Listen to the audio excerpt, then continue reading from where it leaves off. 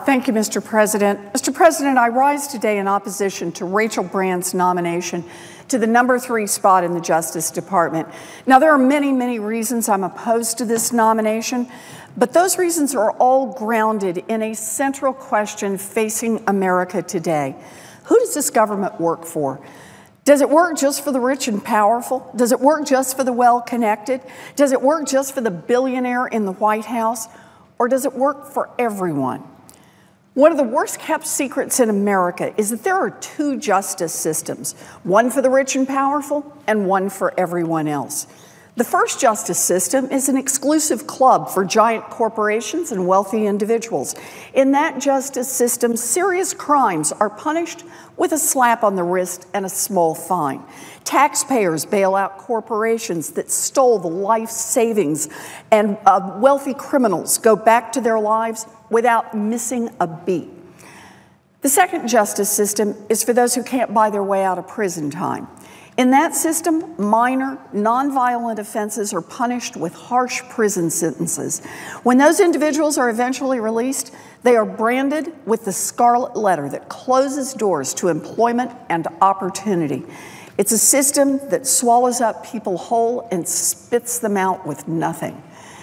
Americans are very familiar with the difference between these 2 justice systems. We saw the difference after the worst financial crisis in a generation, when Wall Street tycoons who gambled away the life savings of working Americans walked away, free as a bird. We saw it in the war on drugs, when countless black and brown people were shoveled into prisons where they wasted their lives away. We need to fix this problem. We should be devoting every resource we have to fixing this problem. And that starts with the Justice Department, the agency responsible for ensuring that nobody is above the law and everyone is held accountable. Unfortunately, it's been pretty clear to me for some time now that President Trump's Justice Department is pushing as hard as possible in the opposite direction.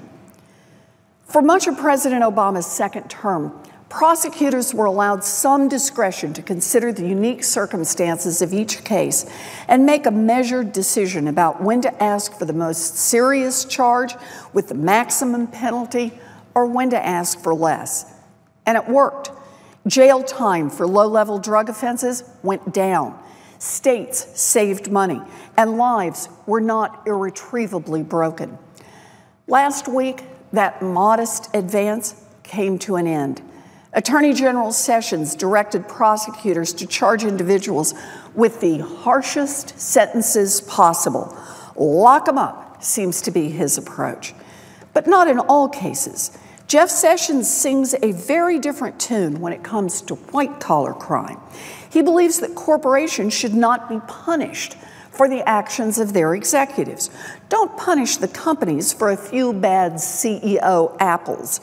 In Jeff Sessions' world, we should throw the book at criminals unless they're rich and powerful. And now, President Trump has chosen to help Jeff Sessions carry out his vision. His choice to be the 3rd highest ranking official at the Justice Department is Rachel Brand, the nominee for Associate Attorney General, and she is well equipped to carry out that soft on white-collar crime approach. She has extensive experience, years of experience, fighting on behalf of the biggest and richest companies in the world. She spent years leading the Chamber of Commerce's assault on the rules that protect working families, evidently deciding time after time that it's corporations that should get every break. As the head of regulatory litigation at the Chamber of Commerce, Ms. Brand worked to dismantle environmental rules that prevent companies from poisoning our air and water. She worked to shield financial companies from accountability when they broke the law or didn't play by the rules. She worked to end employment rules that prevent companies from abusing their workers. If she is confirmed to the number 3 spot at the Justice Department, she can watch out for giant corporations from her perch right inside the government.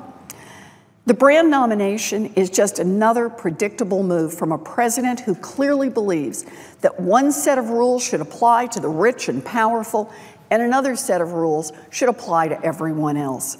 We all remember Donald Trump's promise during the campaign that he was going to drain the swamp. Well, it's 118 days in, and the swamp is bigger, deeper, uglier, and filled with more corrupt creatures than ever. And over the last several days, President Trump has made it perfectly clear that he believes he should be above the law. After he fired FBI Director James Comey, Trump went on national television and told the world that he fired Comey in part because Comey was leading an investigation into ties between the Trump campaign, the Trump administration, and Russia. Trump said top of mind when he fired Comey was, quote, this Russia thing with Trump.